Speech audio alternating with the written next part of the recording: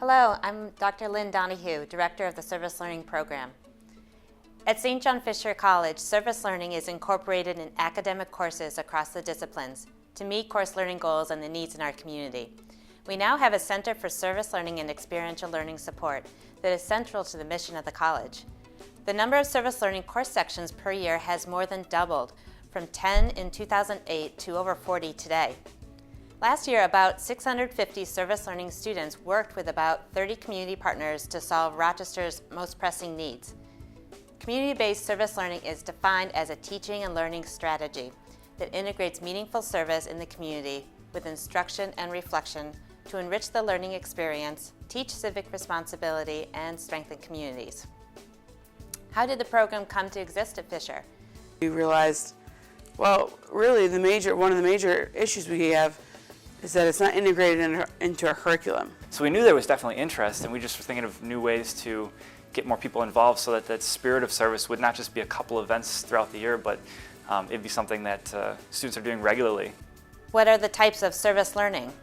Client support, or a sort of direct supporting role that students could play in a course where, for example, they might partner with a literacy center or a public school in the city, and they might work one-on-one with other students who are in elementary school or high school who need that extra support. Another type of project would be what would be called capacity building.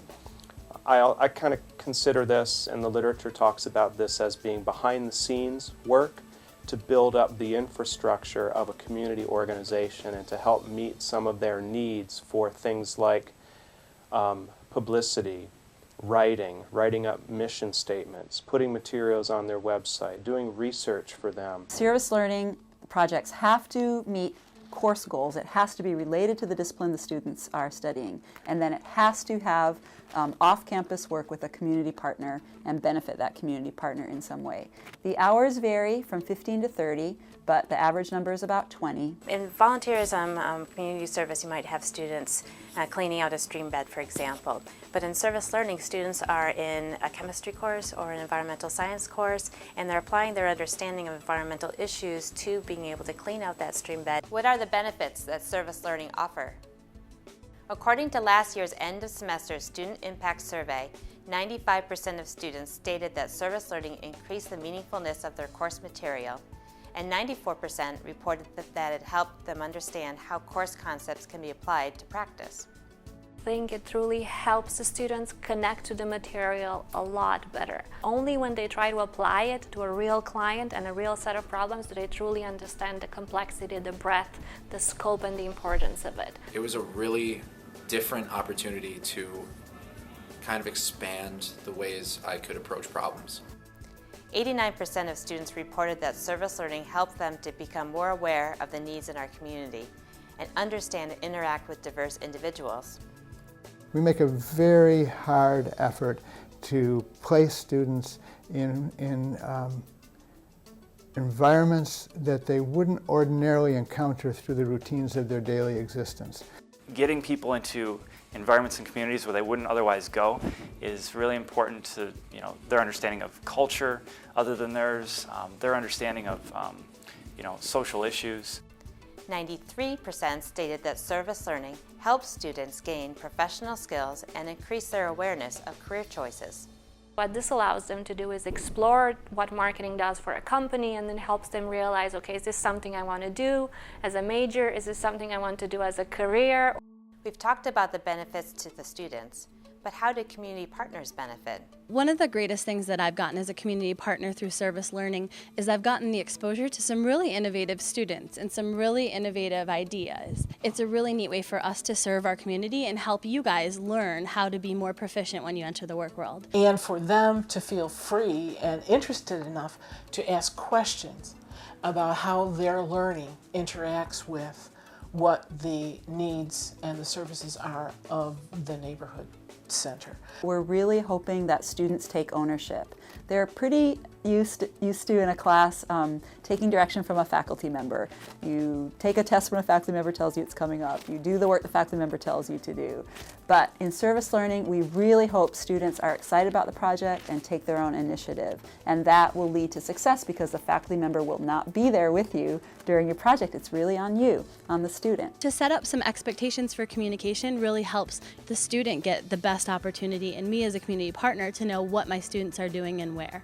First, they have to come with an open mind, because whatever preconceptions they have of what a service learning project will be or what the marketing means, specifically for this course, are going to change over the course of the semester. You have to immerse yourself. You have to get into it. The first couple of weeks we walked in there with anxiety and kind of confusion on what would happen, but after the first couple of weeks we started to enjoy the kids. We looked forward every Thursday to going there. I tell the students they should see themselves as consultants. Is depending on you, so they really need your help. That's why they're reaching out. So they have to take it seriously, and it's an effort, so they need to plan ahead. You need great management skills, great planning skills. Be open-minded. That's the most important thing. I was, working with homeless women. I was very hesitant. But if you keep an open mind, you'll get a lot out of it. When I first meet the service learning students from St. John Fisher, one of the things that really impresses me is when they dress like they're going to a business interview, not in a suit, but with a professional attire. We talk often about importance of body language, being able to when you make that first meeting or that first appointment, having a really positive attitude, of a good handshake, positive demeanor, good eye contact. And so that's all really important in being able to convey that you're ready to contribute as a professional and that you have something to give. When they follow through on their commitments. So if I have a student who says, I'm going to be here at this time, and they actually do it, it makes me go, this is someone who's reliable. You can get the most out of the commitment, between us, is spending time here at the center. That way, we can make it exciting for the students to be in the community.